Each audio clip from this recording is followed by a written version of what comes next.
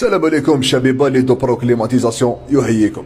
وبعد طول انتظار امبراطور المكيفات اخيرا في الجزائر، المصنف رقم 1 في العالم. وفي الفيديو هدايا ان شاء الله راح نستعرض واياكم خصائص ومميزات هذه الآلة اليابانية التي اقل ما يقال عنها انها دبابة غير قابلة للتلف. وكي نقولوا آلة يابانية اوتوماتيكمون نقولوا الجودة، نقولوا الأداء القوي، نقولوا ليفيكاسيتي مهما كانت الظروف المناخية، ويقدم لك جودة تبريد وجودة تدفئة جد ممتازة، لأنه بكل بساطة راك قدام أقوى مكيف في العالم، الرقم 1 في العالم. طبيها في سير جوجل دير ريشاش أقوى مكيف في العالم يطلع لك مباشرة مكيف الدايكن. مكيف الدايكن وبلا ما نحكوا على تروبيكال انفرتر، هذوما أمور ثانوية بالنسبة له.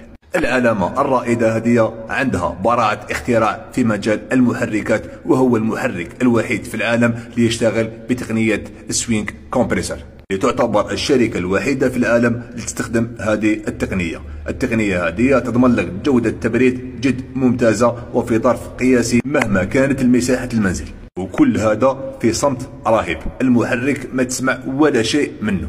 راح نشوفوها في فيديو اخر نديرو تيست تاع الفيبراسيون والبروي تاع الكمبريسور.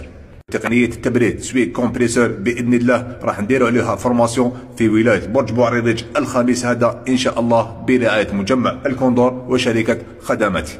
الخاصيه الثانيه اللي يتميز بها مكيفات الدايكن وما تصيبها في حتى مكيف في العالم هي ستابيليزاتور انتيغري. حتى ويطلع الفولتاج 265 فولت ولا يهبط 130 فولت، مكيف الدايكن يبقى يخدم بكل قوه وبكل كفاءه.